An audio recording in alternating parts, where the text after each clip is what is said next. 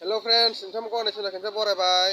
लोगोफोर नोंथांमोननि गेजेराव मोनसे फिसा ब्लग भिडिअ लाना फैलायबाय आरो ना लोगोफोर एसे गाराङा एसे आलादा जादोंलै गुजुदों गगा मोननानै एसे गारां आलादा जादों दाखालि हामबायमोन आरो ना ओमफ्राय आइसक्रिम जाफिननानै बरफ जानानै एसे जाफिनो आरो ना गगाया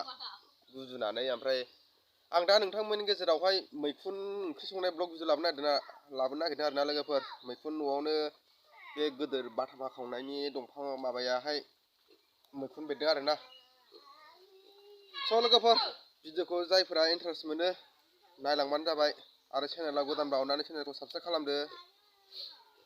थाब भिडिअ लाबोनो हानाय जायासै आरो ना लोगोफोर मा खालामनो एसे खामानियाबो दासान्दि ओरैबो जोबा जानानै दं नायलांबानो जाबाय आरो ना लोगोफोर भिडिअखौ जोबजासिम लोगोफोर मैखुना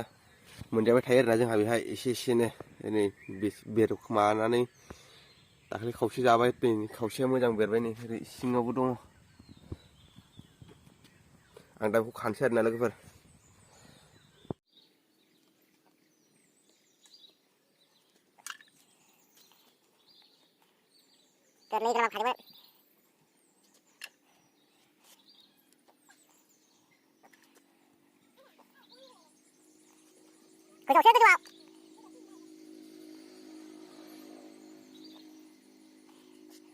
बिदिनो सम मोनजाबाय थाया लोगोफोर जोंहा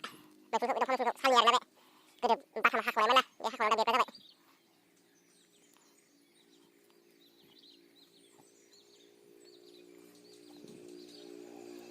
फांसेबावो लोगोफोर बेबायदि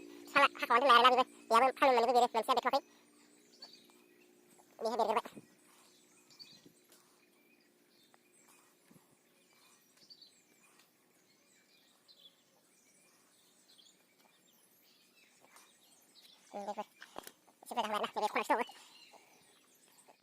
दायो आं खाखांलाबायना बेखौ सायनोसै नै माबागासिनो दङ आलु हाखावगासिनो दङ ना अनलाजों जानो बेखौबो सायनोसै अनलाजों जानोसै आरोना अनला सोमसै आरो आं एबार आं दायो अनलाखौबो सोमसै आरोना लोगोफोर माइरंखौबो दै माबाबाय आरोना लोगोफोर आं बेखौ दा सुस्र'नानै सोमसै आरोना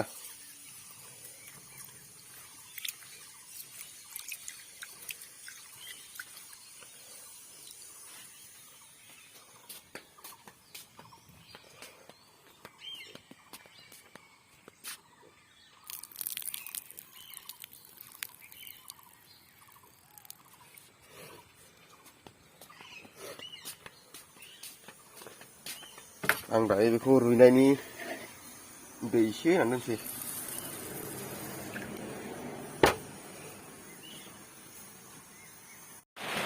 लोगोफोर अनलाया जाहांबायानो होनजाबाय आराम एवनानै दै होनानै नै मोदोमलायबाय आरोना लोगोफोर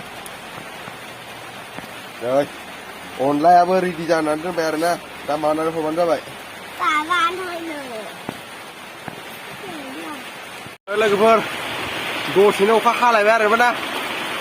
फाग्लासो बोथोरानो दसेनो मोनायाव हरथाला थाबाय दासो खामानि मावनांगौआवसो अखा हालायबाय आरोना जुजु हाथारदों अखाया